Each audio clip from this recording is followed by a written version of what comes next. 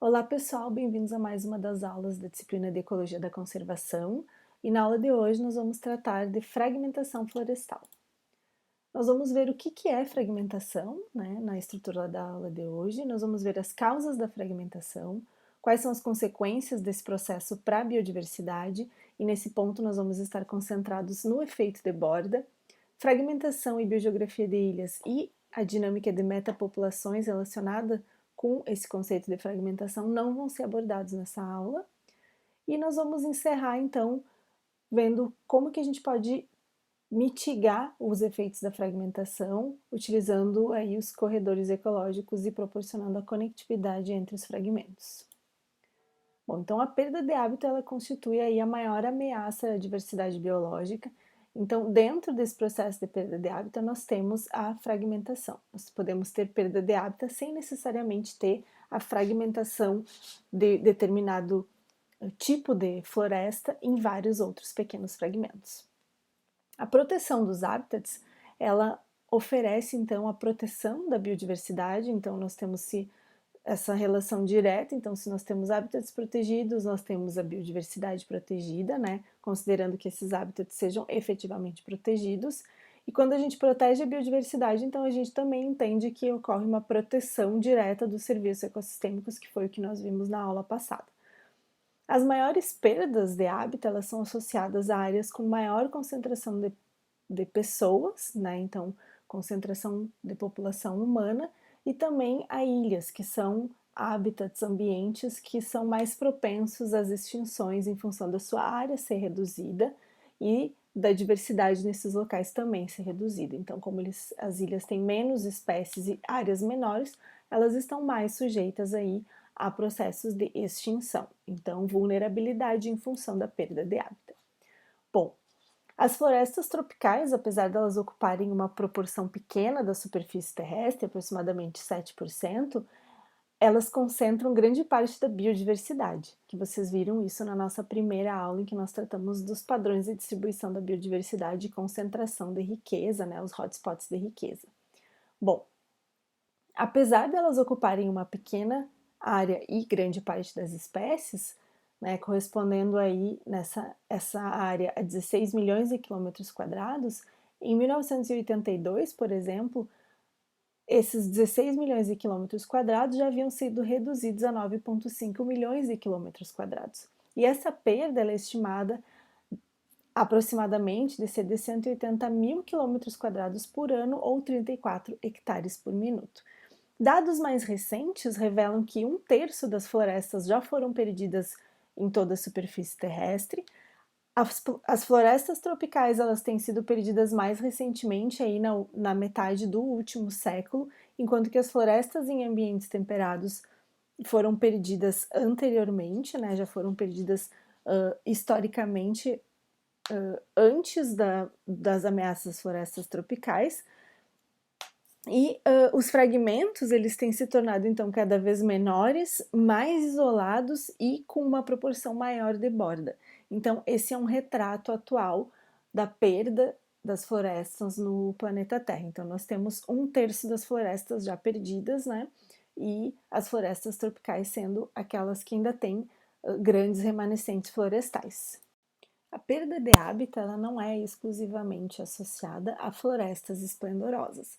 Ela pode acontecer em locais que não formam florestas, como nos campos sulinos, então a gente tem perda de hábitat ocorrendo nesses ambientes, em outros locais, como por exemplo o Cerrado, onde a gente teve uma redução muito grande da área nativa do Cerrado, conversão para agricultura, e não são locais em que necessariamente nós temos florestas esplendorosas, como é o caso da Mata Atlântica e da Amazônia.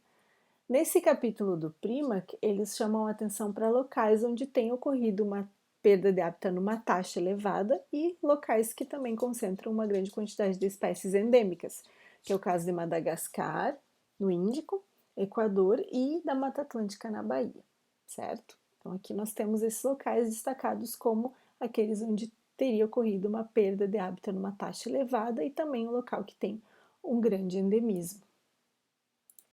Então, quais são as principais causas da perda de hábitat? Essa perda de hábitat, que inclui a fragmentação, ela está associada principalmente ao impacto das populações humanas. Então, essa população humana, ela pode ser uma população tradicional, que interage com recursos há milhares de anos, como populações indígenas, populações ribeirinhas na Amazônia, caiçaras na Amazônia, populações de pescadores tradicionais ao longo da costa. Então, essas populações interagem com esses recursos há muito tempo e têm tido um impacto, como, por exemplo, o impacto da agricultura itinerante, de plantações de subsistência, da extração de madeira, no caso para carvão vegetal, que são muitas vezes populações pequenas que recorrem à utilização desse recurso. E por outro lado, nós também temos impactos que estão associados à exploração dos recursos por seres humanos, mas que têm uma outra dimensão, que seria, por exemplo, o da expansão das fronteiras agrícolas, que é o que ocorreu, por exemplo, no Cerrado, com a conversão de floresta de mata nativa para áreas de pastagem e também para plantações, como soja, por exemplo, e o que ocorreu com o avanço das grandes cidades sobre as florestas, com o aumento da população humana, principalmente na costa brasileira. Então, nós temos esses dois conjuntos de impactos dessas causas que estão associadas às populações humanas, né? Podendo ser menores, esses impactos menores, mas que ocorrem há mais tempo, que é o caso das populações tradicionais, e também podendo ser impactos mais recentes, mas que são muito maiores, que é o caso da expansão das fronteiras agrícolas, por exemplo. Bom, a fragmentação ela é definida como um processo pelo qual uma grande e contínua área de hábitat é tanto reduzida em sua área quanto dividida em um ou mais fragmentos. Então, nessa definição do Premack, nós temos uma combinação entre redução da área, que é o que eu estou mostrando aqui no mouse, com fragmentação, então, quando a gente tem uma quebra de um hábitat contínuo em vários outros pedaços. Na literatura, existe uma distinção entre a fragmentação per se, que é o que está apontado aqui, e a perda de hábitat. Se vocês observarem essa figura, vocês vão ver que, por um lado, a gente pode ter a perda de hábitat, que é o que acontece aqui à esquerda, onde a gente tem fragmentos que aparecem aqui, né, nessas porções em preto, e a matriz sendo essa porção em branco, e a gente tem perda de hábitat, então a gente reduziu a nossa área que tínhamos anteriormente, temos o mesmo número de fragmentos nessa parte, né, nessa figura em relação a essa figura, e o que aconteceu? A gente teve perda de hábitat e a fragmentação continua a mesma, a gente apenas reduziu a área disponível nesses fragmentos que a gente já tinha anteriormente. Então, a gente tem perda de hábitat. Por outro lado, a gente tem a fragmentação per se, que é quando a gente tem a quebra desses hábitats que antes eram contínuos, né, esses fragmentos que eram contínuos em vários fragmentos menores. A gente tem uma redução de hábitat nesse caso, que não é tão grande quanto nesse caso, e a gente tem aqui um número maior de fragmentos, mas que por outro lado eles estão mais conectados entre si, que eu estou apontando aqui com a seta, do que eles estavam anteriormente nesse cenário aqui em que os fragmentos não estavam tão bem conectados. Então, o processo, quando a gente fala em fragmentação per se, que é o que está acontecendo aqui na direita, em que a gente tem mais fragmentos, mas não necessariamente uma perda de hábitat muito extensa, ele não é tão deletério sobre as populações, não tem tantos efeitos negativos, quanto a perda de hábitat. Então, a gente pode ter uma perda de hábitat e não ter um processo de fragmentação, que é o que vocês estão vendo aqui na esquerda. Então, essa figura que ela ilustra, né, um processo de fragmentação, né, onde a gente já tem vários fragmentos ali separados por uma matriz, que aqui vocês estão vendo que é uma matriz mista, onde a gente tem pastagens, rodovias formando essa matriz. Então, o que a gente pode encontrar na matriz? Esse é um hábitat modificado. Então, nós podemos ter rodovias, pastagens, plantações, barragens, construções, linhas de energia, oleodutos, gasodutos. Então, essa combinação de diferentes tipos de matriz forma esse hábitat modificado que impede aí a passagem de propágulos ou de animais mesmo, a dispersão de animais ou vegetais de um fragmento para o outro. Um problema que está associado aí à fragmentação é a criação de um efeito de borda ou a criação da borda. O que acontece que eu estou ilustrando aqui nessa figura, por exemplo? Aqui a gente tem um fragmento de 1 quilômetro nessa parte da figura e aqui, né, na direita a gente também tem um fragmento de 1 quilômetro. Em cinza vocês estão vendo o efeito de borda, então nesse fragmento que é todo contínuo, né, com esse formato aqui quadrado, a gente tem uma borda, e aí o que seria o efeito dessa borda também, de 36 hectares em relação a 64 hectares do total do fragmento. Se nós tivermos, por exemplo, uma estrada passando por esse fragmento nessa configuração aqui, né, hipotético, sendo nesse formato de cruz, a gente vai ter essa divisão desse fragmento em outros 4 pequenos fragmentos. A gente não vai estar tendo uma perda de área tão grande, mas a gente tem nesse processo de fragmentação um dos problemas, né, são vários, é a criação dessa borda que aqui ela aumenta, então proporcionalmente a, a borda cinza ela vai ser maior em relação à área contínua de hábitat que tem aqui dentro desses 4 pequenos quadradinhos. Então a gente, nesse processo de fragmentação, cria esses fragmentos menores que vão ter uma proporção maior de borda em relação à área interna do fragmento de floresta que não só que onde as coisas teoricamente ainda acontecem normalmente e na borda a gente tem esse efeito e um funcionamento completamente alterado. Então aqui a gente tem esse exemplo que mostra qual que é o problema, né, um dos problemas da fragmentação. Nesse caso, a gente tem o centro de cada fragmento mais próximo da borda e os fragmentos com uma porção maior de borda por área de hábitat. Essa figura aqui ela também ilustra o que foi mostrado no slide anterior. A gente tem então, se for considerar um fragmento de 100 metros por 100 metros, uma área total de 1 hectare, e a borda ela corresponde a 400 metros. Se a gente fragmentar esse quadrado em 16 pequenos quadrados, né, pequenas porções de floresta, a gente continua com 1 hectare de área, mas em compensação nós vamos ter um total de borda que corresponde a 1.600 metros. Então, isso em função dessa fragmentação. Quais são então as consequências da fragmentação? Nós temos uma série de problemas que são associados a esse processo de transformação da floresta, da paisagem em vários pequenos fragmentos. Esses primeiros que são elencados aqui nesse slide estão relacionados aos padrões e processos de dispersão de indivíduos e colonização de novos fragmentos. Então, com a criação desses fragmentos que vão ser de diferentes formatos e diferentes tamanhos, nós temos um processo artificial de separação de uma espécie que tinha uma distribuição bem ampla, ela acaba ficando com uma distribuição bem restrita e muitas vezes os indivíduos que estão num fragmento não conseguem se conectar com os indivíduos que estão em outro fragmento. Então nós temos um problema aí de criação de subpopulações de uma mesma população, por exemplo, e a gente tem essa dificuldade de dispersão e movimentação dos indivíduos porque muitas vezes eles não conseguem atravessar essa matriz, que pode ser uma estrada, uma ferrovia, uma plantação. Então, para muitos indivíduos de diferentes espécies, isso representa uma dificuldade, então, deles atravessarem essa matriz. Então, em alguns casos, para algumas espécies, vai ter o perigo da predação, eles não vão querer atravessar essa matriz porque vão estar expostos a predadores, não vão nem chegar na borda, muitas vezes.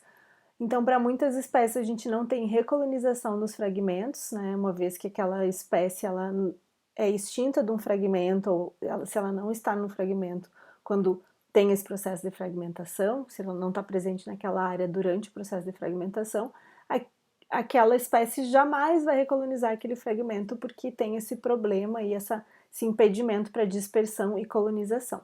E aí a gente também tem um problema para plantas, né? Pensando um organismo que tem outro processo de dispersão, as plantas que são dependentes de dispersão animal, elas vão ter essa dificuldade, então, as populações estarem conectadas, porque a gente tem muitos fragmentos, a extinção desses animais, que a gente já falou sobre isso, mas podem acessar aquela palestra que eu indiquei para vocês da Karine Eber, em que ela fala sobre a perda dos frugívoros, né, qual que é a importância disso. E aí a gente tem as populações de plantas, né, prejudicadas também por esse processo de fragmentação e a sua conectividade, né, a conectividade dessas populações prejudicada pela fragmentação. Nós também temos consequências da fragmentação e efeitos sobre os padrões de alimentação das espécies e sua distribuição. Então, quando a gente tem a fragmentação, a gente tem uma redução na disponibilidade de recursos para animais. Eles precisam muitas vezes sair de um fragmento e ir para outro fragmento, né, passando pela matriz para encontrar recursos. E aí eles então ficam expostos à predação e outros problemas, né? No caso, imaginem animais que têm que atravessar rodovias, por exemplo, porque precisam buscar recursos que são escassos nos fragmentos onde eles estão inseridos. Então, aqui a gente tem esse outro problema que está associado com distribuição dos recursos. Nós também temos dentro desse padrão de alimentação e de distribuição, dessa consequência e da fragmentação, algumas espécies que vão ser mais vulneráveis a esse processo, que seriam aquelas espécies de grande porte. Então, espécies que têm grande porte, normalmente elas precisam de extensas áreas de hábitat e utilizam muitos recursos. São áreas que são espécies que nós dizemos que têm um grande home range, né, uma área de vida grande, como por exemplo grandes aves frugívoras e mamíferos, no caso felinos, né, de grande porte, precisam de uma área grande, extensas áreas e muitos recursos. Então eles sofrem muito com esse processo de fragmentação, no caso eles precisam de grandes fragmentos. E também tem espécies que são muito especializadas, né, especialistas que precisam de um tipo determinado de recurso, que vão sofrer com isso porque muitas vezes em seus fragmentos não vão encontrar os recursos que necessitam. Então nós temos esses dois tipos de espécies muito vulneráveis ao processo de fragmentação. Nós também temos como consequência da fragmentação uma maior taxa de mortalidade, por exemplo, o que acontece através da competição. Então, quando a gente tem uma redução na área para uma população que tem uma espécie, né, que tem uma população grande e também uma espécie que apresenta um comportamento territorial, que é o caso de muitas aves territoriais, com esse adensamento desses indivíduos num fragmento, né, tem mais indivíduos em determinada área, a gente tem um aumento nesse processo de competição, né, competição por recursos nessa área menor, então a gente pode ter também esse efeito aí com aumento nas taxas de mortalidade por competição. Outra consequência da fragmentação, que a gente tem muitas extinções sendo associadas a esse processo e declínio populacional, nós já vamos ver mais sobre isso no artigo do Hatab. O que acontece é que nós temos muitas vezes a divisão de populações originais em muitas populações, o que nós chamamos de subpopulações, né? Imaginem num grande fragmento na Mata Atlântica ou na Amazônia, aquela população bem distribuída e de repente ela é sujeita a esse processo de fragmentação, então aquela população fica aí dividida em vários pequenos fragmentos, separadas pela matriz e impossibilitadas de se conectar. Então nós temos as subpopulações dentro desses fragmentos, elas vão estar sujeitas a um processo de endogamia, né, de endocruzamento, autocruzamento e a diminuição da variabilidade genética, né, menor diversidade genética.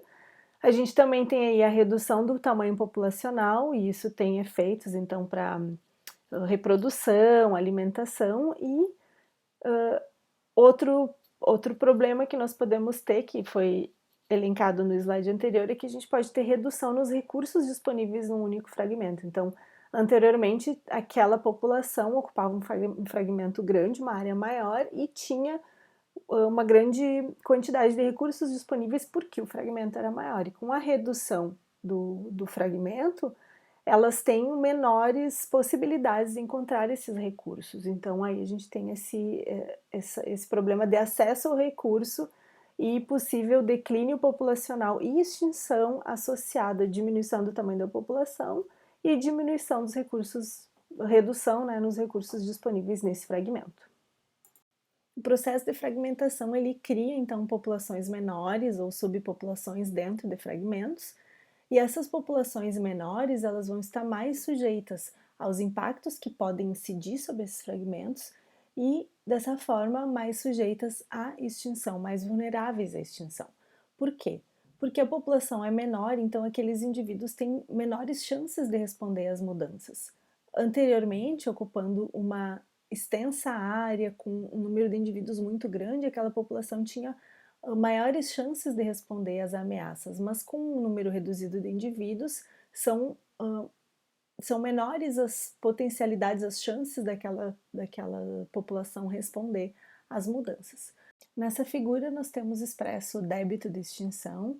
No eixo Y vocês estão vendo a porcentagem de mudança na riqueza, então diminuindo, né, nesse sentido, menos 10% até menos 90%, então seria a perda de espécies dentro desses grupos taxonômicos aqui, com diferentes cores, e no eixo X vocês estão vendo o tempo, aumentando nesse sentido. Então, à medida que o tempo vai passando, depois do processo de fragmentação, nós vamos tendo perda de espécies dentro desses grupos. No início, nós temos uma resposta de declínio, que não chega, né, então, a passando.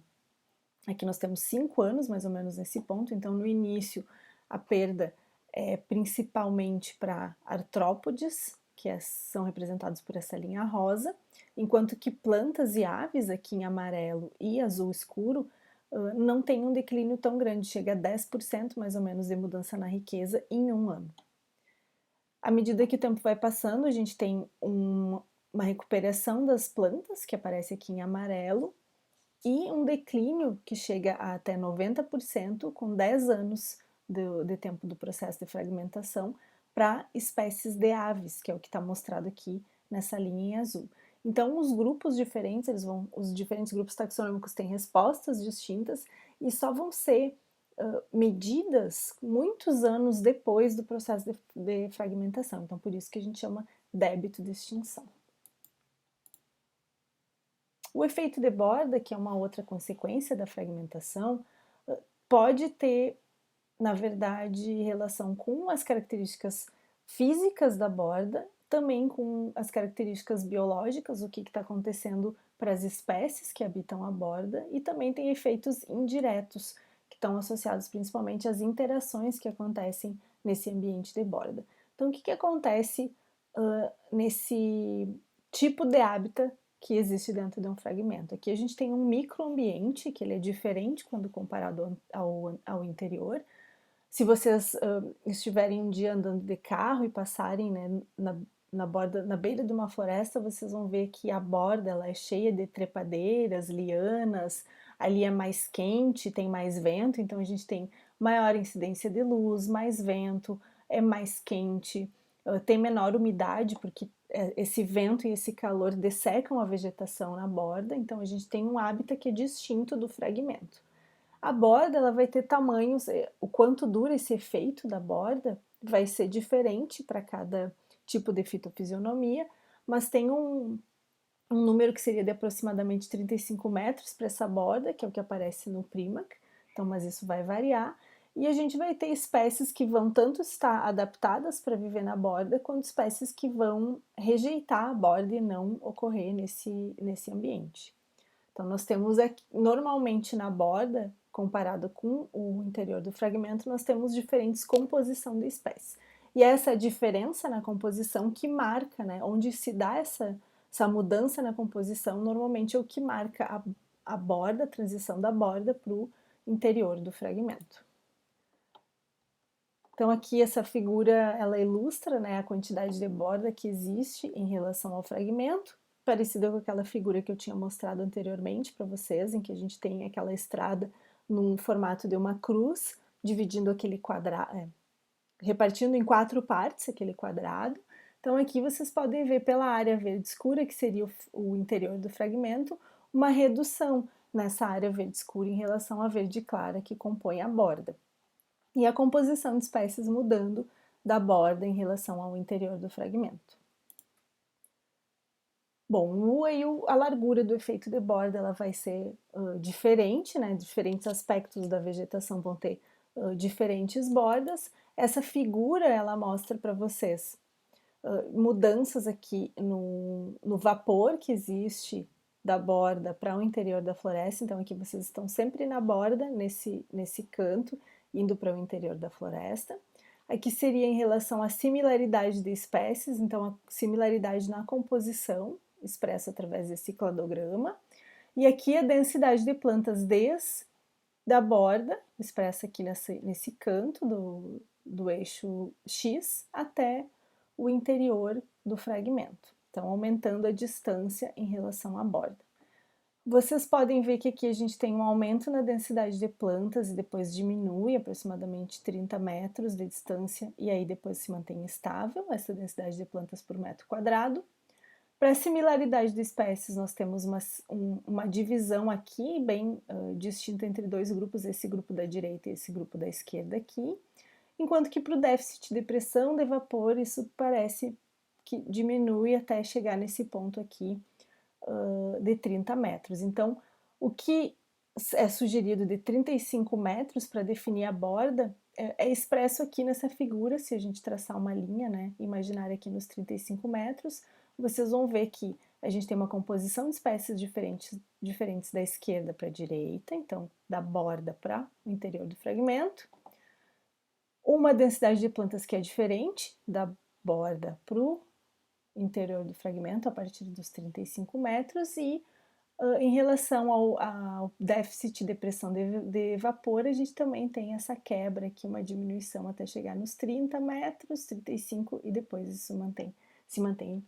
relativamente constante. Então, para esse caso aqui, a gente teria uma borda de 35 metros presente isso é citado lá no livro do Richard Primack. Bem, a borda ela é um mundo distinto do interior do fragmento.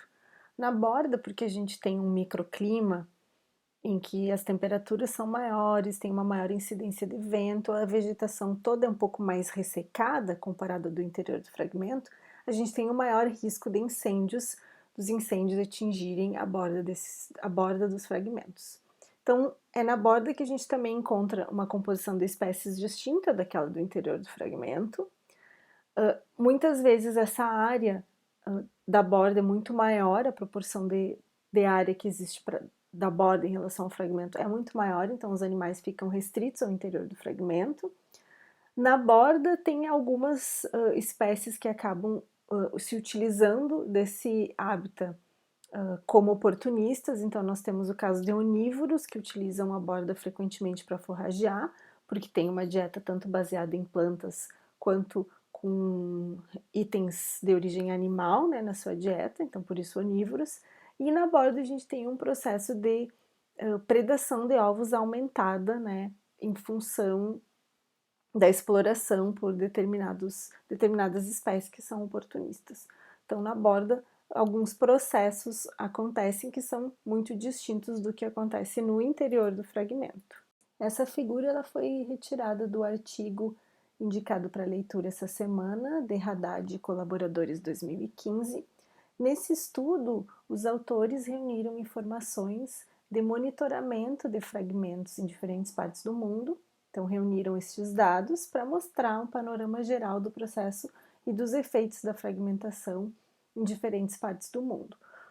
O projeto mais antigo que faz o monitoramento da fragmentação nos fragmentos, né, implementados é o de dinâmica de fragmentos florestais existente na Amazônia, então desde a década de 80 esses fragmentos são monitorados e as variáveis monitoradas são a área e a borda, né, qual que é a área total aí em hectares desses fragmentos, o tipo de floresta que existe no fragmento e o tipo de floresta que existe na matriz.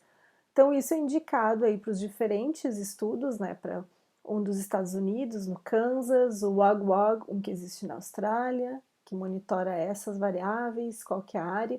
Então, para mostrar para vocês quais que foram os projetos, né, dos quais os dados foram retirados para construir esse panorama geral do processo de fragmentação no mundo, que é apresentado então no artigo do Haddad. Essa figura, que também é desse artigo, ela é muito interessante porque ela mostra, ela faz essa comparação entre a Amazônia, que aparece aqui, e a Floresta Atlântica, que é o que eu pedi para vocês me entregarem como tarefa dessa semana, e eles mostram qual que é a proporção da floresta na Amazônia e, no caso no total, né, da floresta amazônica, a proporção de fragmentos e qual que é a distância deles, né, nessas categorias de distância da borda. Então, em relação à distância da borda, como que os fragmentos estão em relação à sua distância da borda, na Amazônia a gente tem uma grande maioria, maior parte da floresta, ela tem uma distância de mais de 2.000 metros da borda. Isso quer dizer que são fragmentos bem grandes. Enquanto que na Mata Atlântica nós temos uma grande parte da floresta, ela está em fragmentos que estão a menos, os fragmentos em que o centro do fragmento fica a menos de 100 metros da borda. Então essa proporção maior é expressa aqui por essas barras aqui que tem 100 e 500 metros. Isso aqui era o panorama histórico, que é o que está em cinza. Então no passado, a maior parte dos fragmentos na Floresta Atlântica eram fragmentos muito grandes em que o centro era mais de 2.000 metros da borda. E agora o cenário é o oposto, a gente tem um número de fragmentos, a floresta ela é quase toda formada por fragmentos que são pequenos em que o centro é muito próximo da borda. Na Amazônia a gente vê o cenário oposto. Em relação ao tamanho dos fragmentos, aqui a quantidade de fragmentos dentro dessas categorias de área, nós temos uma quantidade bem grande de fragmentos pequenos na Amazônia, mas eles vão aumentando aqui em área, né, expresso por essa linha verde, enquanto que na Floresta Atlântica a gente tem a predominância de fragmentos em termos de número, de fragmentos entre 10 e 100 hectares em área. Mas essa linha no verde aqui expressa a área em milhões de quilômetros quadrados existente para a Floresta Atlântica, comparando aqui com a Amazônia, que esse valor chega a 3,5 milhões de quilômetros quadrados e aqui 0,35 milhões de quilômetros quadrados. Então, uma área bem menor do que aquela da Amazônia. A fragmentação, ela promove, então, esse processo de divisão de uma população original em várias subpopulações, e para entender o processo de conexão entre essas diferentes subpopulações, se utiliza da teoria de metapopulações, né? Que as metapopulações podem ser definidas como subpopulações conectadas por movimentos ocasionais de indivíduos, que é o que está expresso aqui nessa figura em que a gente tem as manchas de hábitat, né? Que, imaginando que dentro de cada uma dessas manchas nós tenhamos diferentes subpopulações e que elas estariam conectadas ou não, né, através dos movimentos dos indivíduos. Então, dentro desse processo aqui, né, nesse entendimento aí das metapopulações, nós teríamos fragmentos ou manchas que são consideradas fonte ou source, onde a gente tem taxas de natalidade maiores que as taxas de mortalidade, então são manchas que exportam indivíduos, que mandam os indivíduos para além dessas manchas, que poderiam ser consideradas essas azuis aqui escuro, né, que estão enviando os indivíduos, essa aqui também. Enquanto que os fragmentos sumidouros, ou sinks, são aqueles em que a taxa de natalidade é menor que a mortalidade, então morrem mais indivíduos do que nascem indivíduos, e aí as populações são mantidas por indivíduos que colonizam essas manchas indivíduos vindos de outros fragmentos. Então tem vários modelos de metapopulação que podem explicar como que as subpopulações são mantidas nesses fragmentos. Eu estou mencionando apenas esse conceito para vocês terem isso em mente, que esse conceito é utilizado para se trabalhar com populações em diferentes fragmentos na biologia da conservação. Bem, uma forma de mitigar os efeitos deletérios da fragmentação é através da utilização, manutenção ou criação de corredores ecológicos que conectem diferentes fragmentos. Nessa figura vocês estão vendo os fragmentos expressos em verde claro, que seriam os patches, e conectados por corredores, então, que atravessam a matriz. Esses corredores, eles mantêm, então, populações que existem nos diferentes fragmentos conectadas, sendo populações animais ou vegetais, mantêm indivíduos conectados e possibilitam a reprodução eventual entre esses indivíduos, possibilita que esses indivíduos encontrem recursos que às vezes não estão num fragmento e podem estar em outro fragmento, e mantém o fluxo gênico também a longo prazo, né, entre as populações ou subpopulações que existem em diferentes fragmentos. Os corredores, eles, por definição, são áreas que unem fragmentos florestais ou unidades de conservação. A gente imagina eles como tendo uma área reduzida e não serem tão extensos, mas existem corredores que reúnem, ligam unidades de conservação na Mata Atlântica, por exemplo. Então, eles são muito extensos. E existe toda uma um esforço do Ministério do Meio Ambiente em manter, em criar unidades de conservação em áreas que possam ser corredores ecológicos para a biodiversidade da floresta atlântica, por exemplo. Então, eles devem garantir aí o deslocamento de animais, a dispersão de sementes, o fluxo gênico, podem permitir o aumento da cobertura vegetal, conectividade entre as populações, também podem permitir a recolonização, que eu havia mencionado lá no início da aula. Então, alguns indivíduos que não existem no fragmento podem passar a ocorrer nesse fragmento em função da utilização desses corredores, e a longo prazo manter processos ecológicos e evolutivos, a dispersão de sementes, a reprodução dentro das populações, interações mutualísticas ou não mutualísticas, e uma série de outros processos ecológicos e também evolutivos. Essa figura, então, eu uso para encerrar essa aula, em que nós podemos ver aqui na parte de cima a fragmentação florestal, em que a gente tem redução da área, o aumento do isolamento dos fragmentos e a criação de uma borda nessa floresta. Todo esse fragmento, ele também, e essas características desse fragmento passam por características da matriz, que aparecem aqui em cinza escuro, que tem a ver com permeabilidade, qualidade do hábitat e estrutura dessa matriz, que também a matriz influencia na possibilidade ou probabilidade de organismos dos fragmentos chegarem de um fragmento ao outro, né, ultrapassarem essa matriz.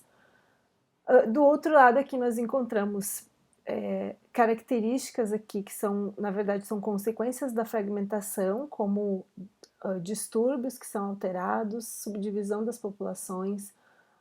Na borda nós encontramos um microclima, espécies invasoras, pressão humana.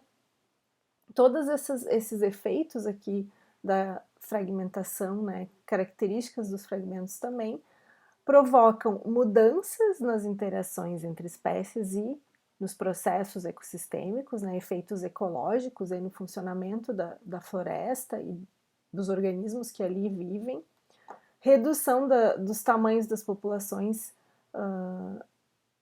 e um processo de fragmentação de espécies também, que é o que acontece aqui, indicado nesse quadrado, e tudo isso termina em diminuição da diversidade, né, de espécies, perda da diversidade genética, sem falar na perda dos processos ecossistêmicos e do funcionamento desses ecossistemas. Então, a gente também tem uma perda dos serviços, né, oferecidos pelas florestas, e, por fim, a perda da biodiversidade.